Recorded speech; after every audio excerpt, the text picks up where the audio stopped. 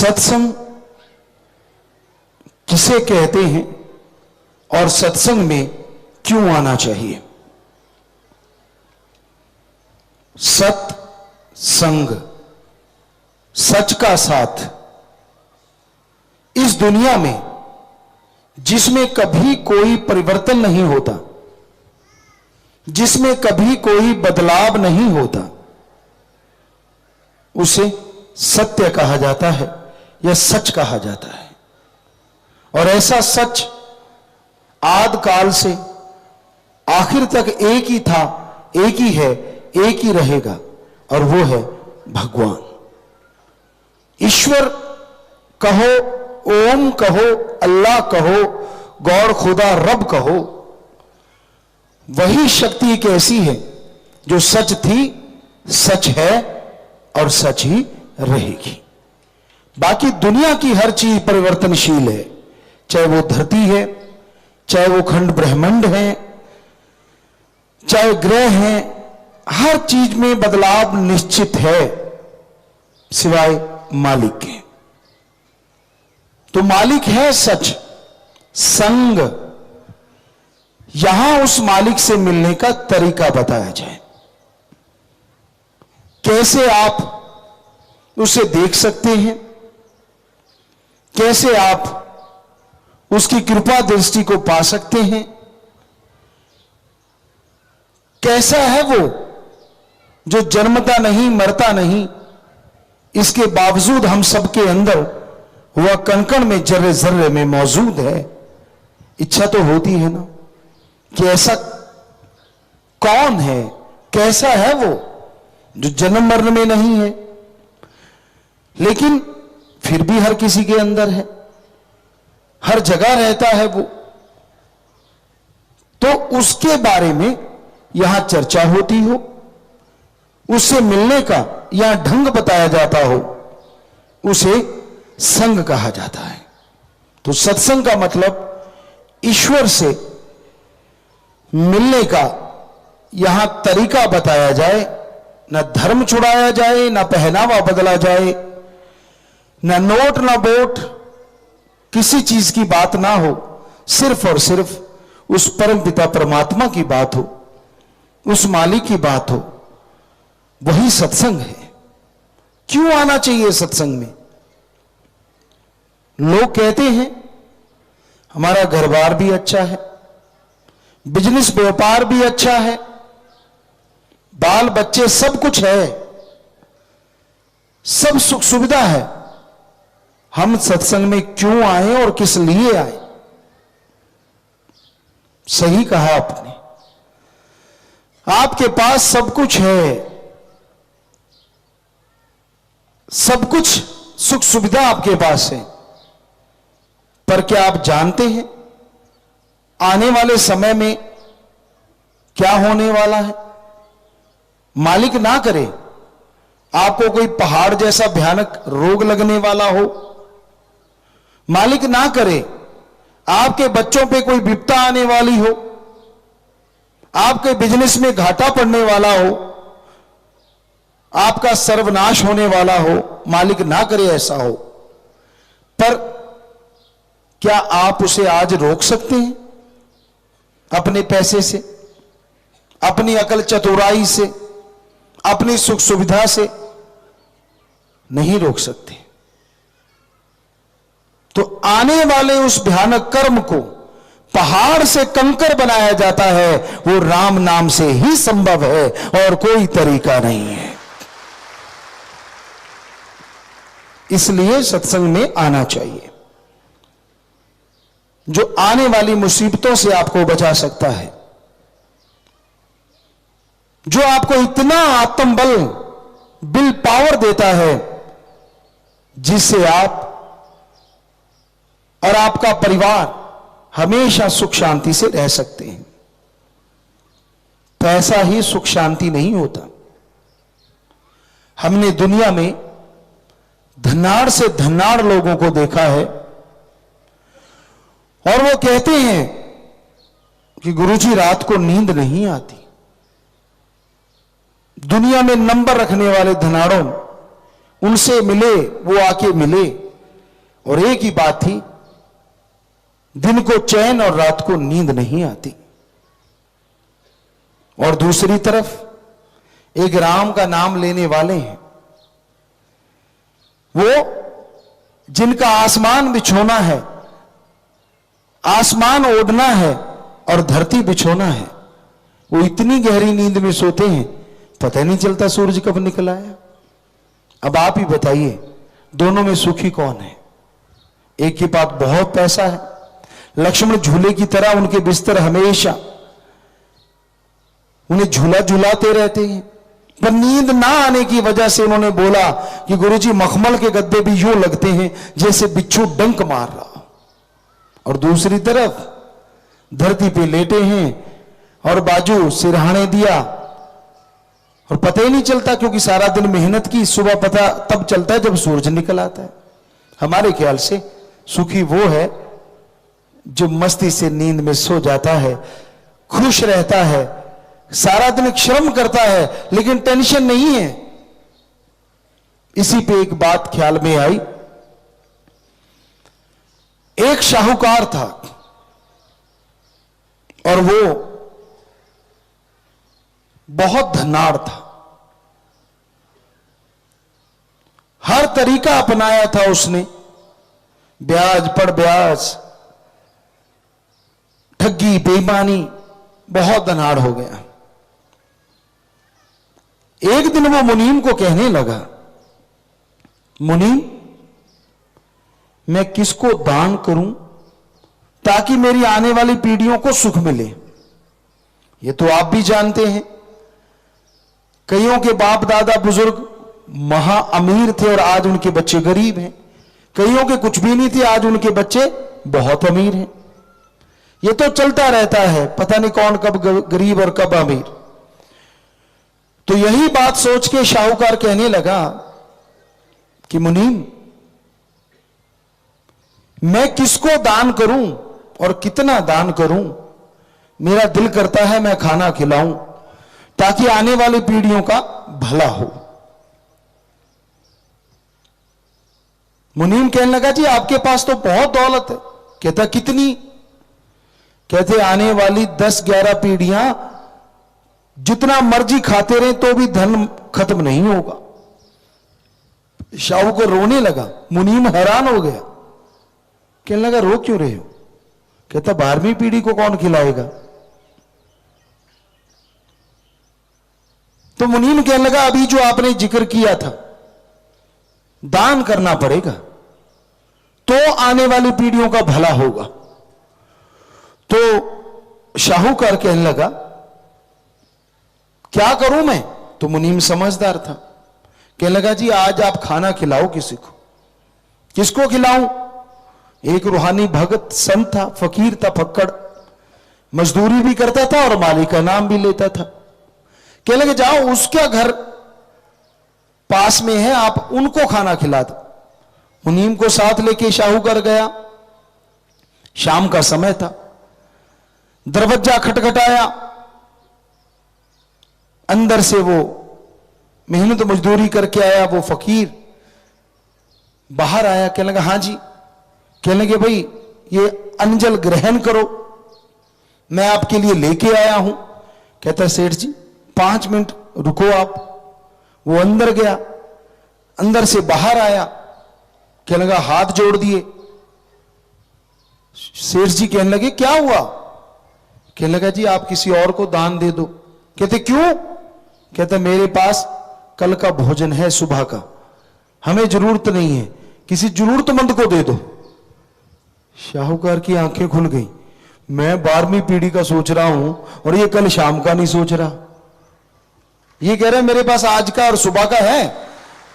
मैं तो कहने का मतलब जो अरबों खरबों होती है क्या वो सोने के बिस्कुट खाते हैं? कई बार खबर आती है, बच्चे हमें दिखाते हैं, बेटियां कई बार दिखा देती हैं, सोने की टॉयलेट दे दीजिए अपनी बेटी को, तो क्या उसमें हीरे हागेगी का? वो है तो वही सामान, सोने में भी, और 2 ईंटें रख के भी काम चल जाता था। राजस्थान में चलाते थे लोग, खड्डा खोदा, 2 ईंटें रखी, हो गया काम, ऊपर मिट्टी डाली, खत्म। तो मतलब ये क्या है? आप जोड़ते जाते हो, खुद सुख नहीं लेते, बच्चे बाहर निकाल देते, लास्ट में जुड़ा जुड़ाया उनके हाथ में क्या मिला? सारी उम्र कोलू का बैल बन के ले तेरे की दे तेरे की, और लास्ट में बच्चे कहते हैं आपको तो अकल ही नहीं है, सारा धन पे कब्जा कर लेते हैं और आप ठन ठन गोपाल घूमते रहो। तो कहने का मतलब हम ये नहीं कहते कि बच्चों के लिए बनाओ ना 100 में से 25%, 50% बच्चों के लिए रखो, 50 अपने लिए रखो, परमार्थ करो, दुनिया का भला करो, ताकि आपकी आत्मा का भी भला हो और आपकी आने वाली औलाद का भी भला हो। कई कंजूस होते हैं, मक्खी चूस जिसे कहा जाता है, पैसा पैसा जोड़ते रहते हैं, एक भी रुपया ना लग जाए, मेरे बेटे के, मेरी बेटी के, मेरे फलां के काम आएगा। तो आपने सुन ही लिया उसका उदाहरण कि फक्कड़ को तो यह भी परवाह नहीं थी कि कल शाम का कहां से आएगा, तो मालिक देता है। ऐसे भी लोग होते हैं, हमने खुद देखा है। आप में से कोई ना कोई लोग ऐसे बहुत जानते होंगे जो बेचारे रोज के दिहाड़ी मजदूरी करते हैं और उसी से पेट भरते हैं। एक दिन भी मिस हो जाए तो उनको मुश्किल हो जाता है, पर कभी भी उनको कोई टेंशन, कोई परेशानी इस तरह की नहीं होती जो राम के नाम से जुड़े होते हैं। हां, राम नाम से अगर कोई नहीं जुड़ा तो नेचुरली वो परेशान होता है, नेचुरली वो दुखी होता है। तो सत्संग में आके पता चलता है कि असली धन कौन सा है। कितना भी धन बना लो, जमीन जायदाद, कोठियां, बंगले, बगीचे, गाड़ियां, बहुत ऐशो आराम के साधन, सब कुछ हो गया। हम नहीं कहते मत बनाओ, बनाओ, लेकिन किसी का खून चूस के मत बनाओ। लोग हमसे पूछते हैं, गुरुजी आपके पास गाड़ियां हैं, आप गाड़ियों पे आते हो। मुंबई में हमसे लोगों ने पूछा, हमने कहा पैदल आते तो 15 दिन लगते, ऊंट घोड़े पे आते तो भी 4-5 दिन लग जाते, अब गाड़ी पे आ गए या जहाज पे आ गए तो दिक्कत क्या है? हमने या तो किसी को लूटा हो, या किसी से ठगी मारी हो, या बेईमानी की हो, खुद की मेहनत है, हाथों से कमाई करते हैं, खेती बाड़ी करते हैं, बहुत सारे कार्य करते हैं, उससे अपनी कमाई से हम जो मर्जी लें, कौन है रोक सकता?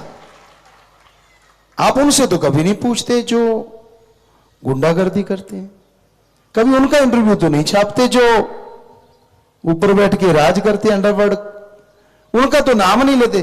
कहते जी उनके पास जाए कौन, जाओगे तो आओगे कैसे बाद में। चक्कर ये है, फकीरों से झट उंगली उठा देते हैं, कहां से आया, किधर से आया, क्यों आया, मेहनत करी तो क्यों करी, मांग के क्यों नहीं खाया जब आप फकीर हो। अरे किस धर्म में लिखा है फकीर को मांग के खाना चाहिए? हर धर्म कहता है कड़ा परिश्रम करो, हक हलाल की रोजी रोटी खाओ, हार्ड वर्क करो, कर्म योगी बनो। तो फकीर कर्म योगी होते हैं, वो करके खाते हैं, तो किसी को इसमें दिक्कत नहीं होनी चाहिए, पर बहुत लोगों को दिक्कत हो जाती है। तो ये तो वो लोग जानते जो हमें नजदीक से जानते हैं कि हाँ कैसे हमने मेहनत कर करके गाड़ी मॉडिफाई करना, कितना कुछ करना, हर आश्रम की एक एक ईंट सरसा में पास बैठ के लगाना, दिन रात बैठे रहना, खुद अपने हाथों से भी हमने छत पे ईंटें लगाई हैं, छत चिनी है, चिनाई की है, सब कुछ किया है। इसमें शर्म वाली क्या बात है? अगर आप रेडी लगाते हो तो शर्म कैसे? अगर आप मजदूरी करते हो किसी के खेत में, यार ठगी थोड़ी ना मारते हो, आप मेहनत करते हो 8 घंटे 10 घंटे, तो जाके आपको 100-200 मिलता है, तो इसमें शर्म वाली कोई बात नहीं, बल्कि फख्र होना चाहिए कि हाँ मैं करके खाता हूं, जो पवित्र वेदों में लिखा है, जो पवित्र ग्रंथों में लिखा है कि हाँ मैं उनके अनुसार चलता हूं। तो बात वहीं लेके आते हैं कि आपके पास बहुत धन दौलत, जमीन जायदाद है, लेकिन एक समय आता है जब सब कुछ छोड़ के चले जाना होता है, और वो समय होता है मौत का समय, जब सब कुछ छोड़ के आप लोग चले जाते हैं। आप लोग जब इस दुनिया से जाते हैं तो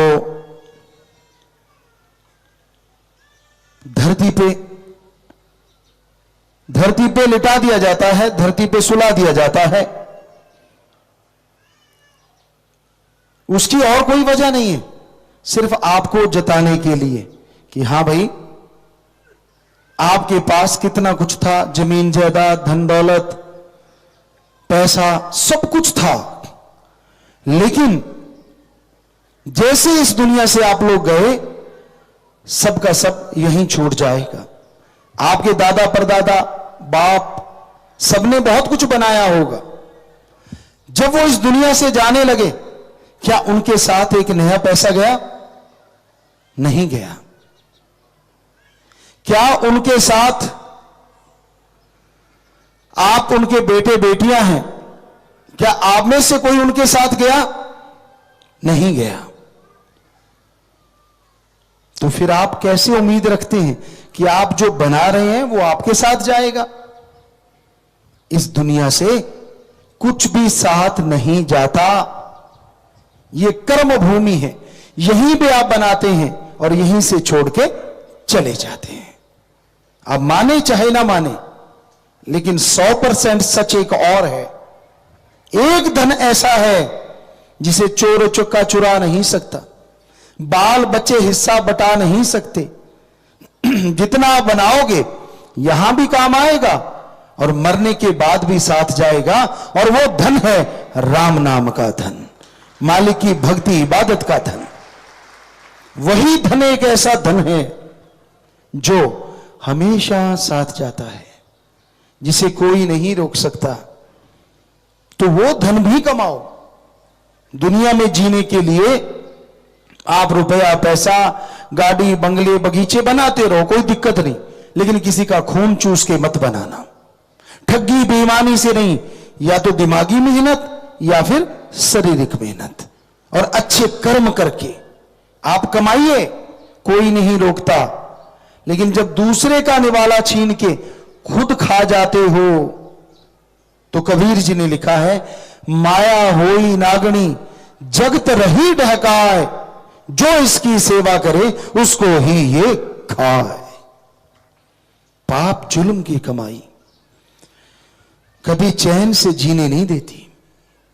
हम आपको यह गारंटी देते हैं, पाप जुल्म की कमाई अगर आपके पास है, घर परिवार में लड़ाई झगड़ा जरूर होगा, अशांति फैली रहेगी, बात बात पे तुणक मिजाजी आ जाएगी, बीमारियां घर में पैदा हो जाएंगी, शरीर रोगों से भर जाएगा। तो क्या फायदा हुआ दौलत का? क्या फायदा हुआ उस ठगी बेईमानी की कमाई का, अगर चैन की नींद ही ना आई? तो इसलिए ये बहुत जरूरी है कि आप मेहनत की कमाई करें। किसी सज्जन ने हमसे कहा कि गुरुजी, अब तो मैं कर बैठा, ठगी बेईमानी बुरे कर्मों से पैसा कमा बैठा, अब इससे बचने का हल भी तो बताओ। हमने कहा है, पवित्र वेदों में, धर्मों में हल है। कहने लगे क्या? जैसे खून चूस के कमाया था, उसका वही कमाई किसी बीमार का इलाज करवा दो, भूखे को खाना खिला दो, प्यासे को पानी पिला दो, गरीब के बच्चों की पढ़ाई करवा दो। अरे बेटी की किसी की शादी नहीं हो रही, मुश्किल हो रहा है, जाके पे शादी पे पैसा लगा दो। तो आओ, ये हल है आपकी वो पाप जुल्म की कमाई से बचने का, और कोई हल नहीं है। क्योंकि जिसको आपने खून चूस के कमाया, उसकी बद्दुआएं आपके साथ जुड़ी रहेंगी, और जब किसी का भला कर दोगे, उसकी दुआएं आएंगी, बद्दुआएं कट जाएंगी, और आपके कर्म अच्छे बन जाएंगे। आप तरक्की करते चले जाएंगे, तंदुरुस्त हो जाएंगे, खुशियों से लबरेज हो जाएंगे। हर चीज का सॉल्यूशन है हमारे धर्मों में। साइंस की बात करें, साइंस में तो धर्म इतने आगे हैं, कहने सुनने से परे। क्योंकि हम जब पढ़ा करते थे, नॉन मेडिकल के स्टूडेंट थे, साइंस में बड़ी रुचि थी, पर सबसे बड़ी रुचि तो भगवान की भक्ति में थी। लेकिन साइंस में रुचि थी, गेम्स में रुचि थी, एग्रीकल्चर में रुचि थी। तो हमने ये देखा, धर्मों के अनुसार धर्म जो बताते हैं, साइंस बहुत देर बाद वहां आती है। हमारे धर्मों में बताया सैकड़ों धरतियां हैं, एक धरती नहीं बनी, सैकड़ों धरतियां हैं और सैकड़ों जगह जिंदगी है। तो साइंटिस्ट थे कई देशों के, कहने लगे गुरुजी झूठ बोलते हो, ये सही नहीं है। हमने कहा हमारे पवित्र वेदों में लिखा, कहते वो भी झूठ है। हमने कहा नहीं। और आज यूएसए नासा साइंस के अंदर जो सबसे बड़ा विज्ञान का केंद्र कहलाता है, और भी कई जगह पे साइंटिस्ट ये मान चुके हैं कि हां और जगह भी जिंदगी है, हां ऐसी और भी धरतियां हैं। और पवित्र वेदों में हजारों साल पहले लिखा था। सोच के देखिए, आप सोचते हो हमारी संस्कृति कुछ भी नहीं है, पूरी दुनिया ने हमारी संस्कृति से ज्ञान लिया है। हमारे यहां साउंडलेस एरोप्लेन होते थे, आवाज नहीं होती थी, जहाज होते थे। अभी तक तो दुनिया से बना नहीं वैसा। 1845 या 1945 एक साइंटिस्ट थे रॉबर्ट ओपनहेमर, शायद यूएसए के। उन्होंने माना है कि मैंने जो एटम बनाया है, परमाणु बनाया है, ये महाभारत के अमोघ शास्त्र से बनाया है। और हैरानी की बात यह है, लोग हमारे वाले मानते नहीं कि महाभारत हुआ है ना कमाल। और बाहर के देशों वाले हमारी चीजों से क्या बना रहे हैं। तो जब ये बात हुई कि गुरुजी आपके ही महाभारत काल से ये एटम परमाणु चला करते थे, हमने कहा चला नहीं करते थे, हमारे वाले चला के वापस भी ले लिया करते थे। शायद आपको प्रसंग याद होगा, जब अर्जुन ने अमोघ शास्त्र छोड़ दिया था, ब्रह्मास्त्र छोड़ दिया था, और श्री कृष्ण जी के कहने से वापस ले लिया था। अश्वत्थामा से ऐसा नहीं हो पाया था, पर उन्होंने वापस ले लिया था। मतलब चलाना भी आता था और रोकना भी आता था। आज सिर्फ चलाना आता है, रुकता रखता नहीं। चल गया त्वाहा स्वाहा। और हमारी साइंस कितनी आगे थी, क्यों नहीं मानते हम अपनी संस्कृति को, जो इतनी रिच थी, जो इतनी साइंस में बहुत आगे थी। लोग बुरा मान जाते हैं अगर सच्ची बात कही जाए। हमने जो रिसर्च किया सभी धर्मों का, सबसे पुरातन जो पवित्र ग्रंथ मिले वो वेद, पवित्र वेद ही हैं। और जब बाद में रिसर्च किया तो सभी चीजें वहां से मिलती हैं। अब आगे ज्यादा क्या बोलें, आप खुद समझदार हैं। हजारों साल पहले बैक्टीरिया वायरस के बारे में बता दिया गया, और साइंटिस्ट 1850 1890 में मान रहे हैं कि बैक्टीरिया वायरस होता है ना। हैरानीजनक बात है। अरे हमारा तो इतना रिच था साइंस में। महाभारत काल की अगर आपको बात करें, रामायण काल तो बहुत ही आगे था, महाभारत काल की बात, सभी लोग लड़ते थे, तलवार धनुष तीर लगते थे, तलवारें लगती थी, भाले लगते थे, लेकिन अगले दिन फिर से वो युद्ध कर रहे होते थे। क्या ऐसा संभव है कोई आदमी इतना जख्मी हो, तलवारें लगी हो, और वो अगले दिन युद्ध लड़ रहा है? जी हां, हमने जब रिसर्च किया तो पता चला कि यह संभव था। क्यों?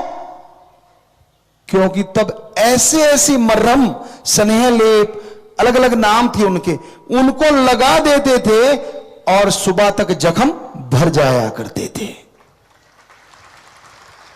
और आपको शायद यकीन नहीं आए, उसी में से एक जड़ी बूटी हमने निकाली हड्डी जोड़ने के लिए। आश्रम में वो फ्री में दी जाती है, कॉलर बोन।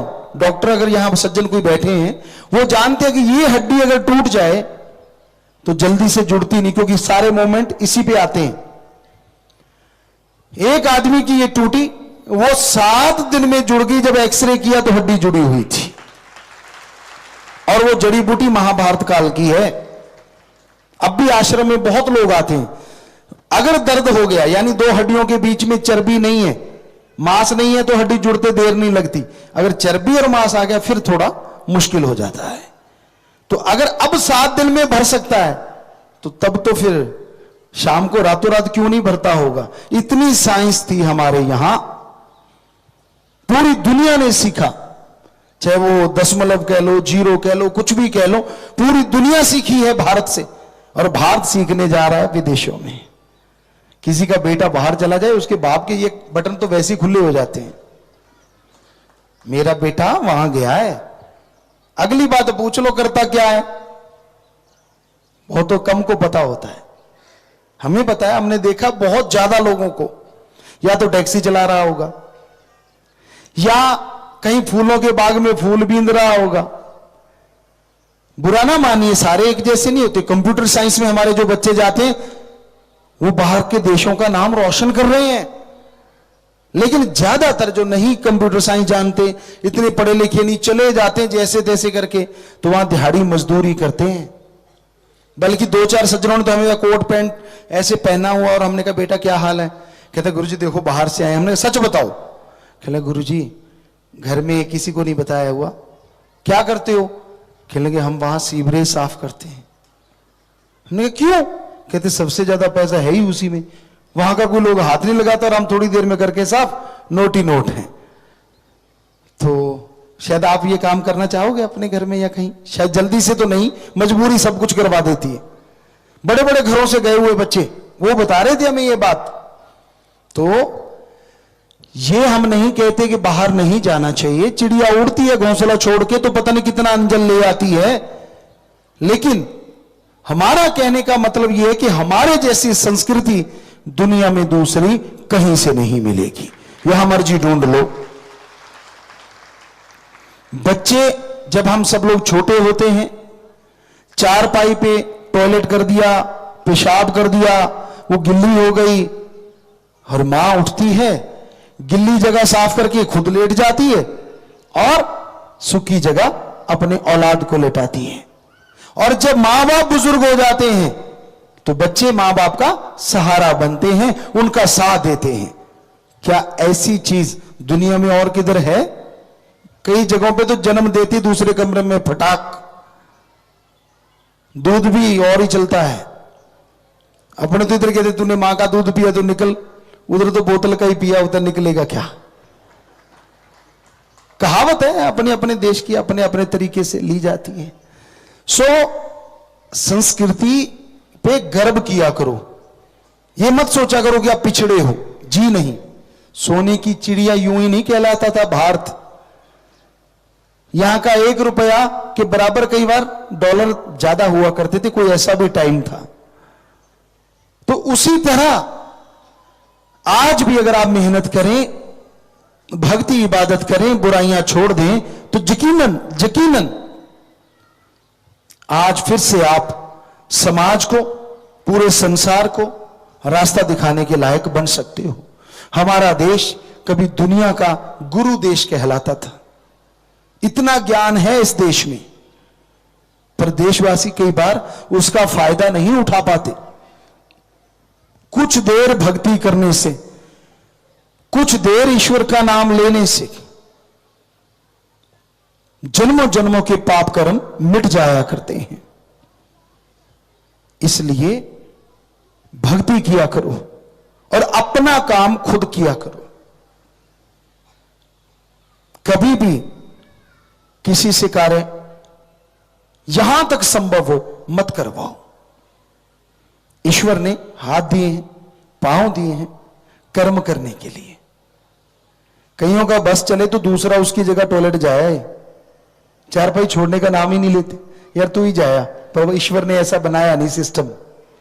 सच में ऐसा होता, अदरवाइज ये तो कुदरत का कमाल है कि आपको ही जाना पड़ेगा, जोर लगाना ही पड़ेगा। तो हैरानी होती है हमें देख के आजकल इन चीजों से कि यार अपना काम खुद नहीं करना, क्यों?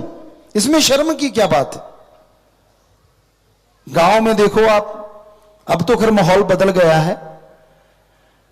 9 महीने गर्भ में बच्चे को रखती है मां, पालती पोसती है बेचारी, और मर्द कहता है मैं गोद भी नहीं उठाऊंगा, क्यों? मेरी मर्दानगी नीचे हो जाएगी। अरे लानत ऐसी मर्दानगी पे, तुझे कुछ तो हिस्सा बटाना चाहिए।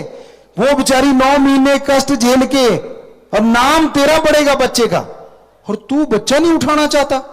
कई जगह देखा हमने, बेचारी के थैला टंगा होता है, इधर थैला, हाथ में बच्चा, और महाशय जी फोन पे टुक टुक टुक करते जा रहे हैं। ये मर्द है या ना मर्द, आप खुद ही अंदाजा लगा लीजिए। एक तरफ तो धर्म कहते हैं अर्धांगनी की बराबर का हक है, और एक तरफ अपने आप को आप मर्द कहलाते हो। क्यों? क्योंकि आप कहीं बच्चा उठा लिया, कोई ये ना कह दे ये तो गुलाम है। कमाल की बात है, ये कोई मर्दानगी नहीं है। ये हमें लगता है सबसे बड़ी कमी ये है समाज में। नहीं ऐसा होना चाहिए। आप कम से कम उनका हक तो दो। वो बेचारी ने 9 महीने पाला पोसा, कितनी तकलीफ झेली है, तो अगर आप उठा के थोड़ा उसको ले जा रहे हो या चुप करवा रहे हो, तो इसमें शर्म की बात नहीं है, बल्कि गर्व की बात है। असली मर्द होते ही वो हैं।